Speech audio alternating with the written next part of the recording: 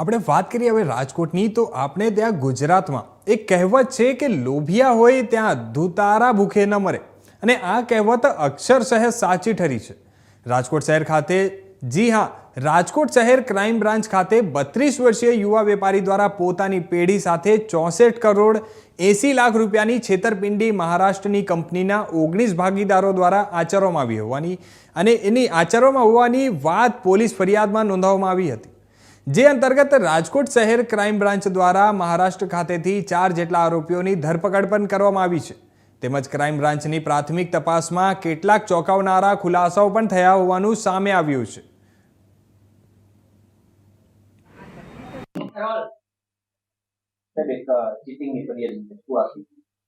રાજકોટ શહેર ક્રાઇમ બ્રાન્ચની અંદર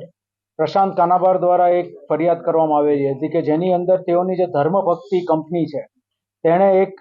એગ્રીકલ્ચરલ એમઓયુ કર્યો હતો એક AS agri and aqua LLP નામની કંપની સાથે, જે બેઝિકલી મહારાષ્ટ્ર બેઝડ કંપની છે. આ એગ્રીમેન્ટનો મૂળ મુદ્દો એ હતો કે જે ધર્મભક્તિ કંપની જે છે તેના દ્વારા વિવિધ સ્થળોએ જે આ ફળદ્રુપ ઉપજાઉ જમીન હોય ત્યાં જમીન જે છે એ શોધવાની, તેના જે ખેડૂત હોય તેની સાથે એગ્રીમેન્ટ કરાવી આપવાનો એએસ એગ્રીને, અને ત્યાં ગ્રીન હાઉસ અને બીજા ઇન્ફ્રાસ્ટ્રક્ચર ઊભું કરવા માટે થઈને અમુક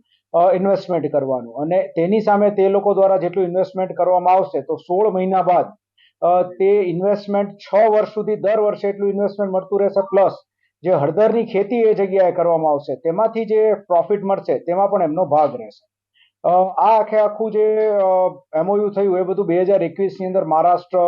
પછી અમદાવાદ, પછી આપણે અહીંયા રાજકોટ, એની અંદર અલગ અલગ જગ્યાએ મિટિંગ્સ થઈ, અને મિટિંગ્સની અંદર આ બધામાં ડિસાઇડ થયું કે કઈ રીતે આની અંદર આગળ બિઝનેસ લઈ જવો. તેના આધારે 54 એકર જેટલી જમીન છે તે ધર્મભક્તિ દ્વારા મેળવવામાં આવી, અને આશરે 65 કરોડ રૂપિયા જેટલું ઇન્વેસ્ટમેન્ટ કરવામાં આવ્યું. અને ત્યારબાદ જે 16 મહિના વીતી ગયા 2023ની અંદર, અને જે એમને પૈસા મળવા જોઈએ મળતા નહોતા એમને, એટલે તે લોકો દ્વારા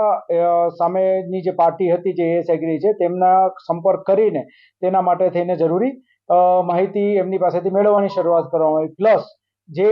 જમીન હતી તે જમીનની અંદર જે ખરેખર જે ઇન્ફ્રાસ્ટ્રક્ચર ઊભું થવું જોઈએ, જે મજૂરો આવવા જોઈએ, હળદરની ખેતી થવી જોઈએ, એ પણ એમ સામેની કંપની દ્વારા શરૂ નહોતું કરવામાં આવ્યું. એટલે એ લોકોને શંકા જતા તે લોકોએ ક્રાઇમ બ્રાન્ચમાં સૌપ્રથમ અરજી કરી હતી, જેમાં તપાસના અંતે ગુનાહિત બનતું હોય તો ક્રાઇમ બ્રાન્ચ દ્વારા આમાં ગુનો દાખલ કરવામાં આવ્યો છે. ટોટલ આની અંદર જે છે 19 આરોપીઓ છે. 19 આરોપીઓની અંદર એક જે મુખ્ય જે છે તે ટોટલ 55%નો ભાગીદાર છે, ને એ સિવાય બાકીના બધા જે છે એ 2.5% ભાગીદાર છે. જે 3 આરોપીઓ જે છે, જે લોકો મુખ્ય આની અંદર જે મેનેજમેન્ટ કરતા હતા અને 55%ના ભાગીદાર હતા, એમાં પ્રશાંત જાડે,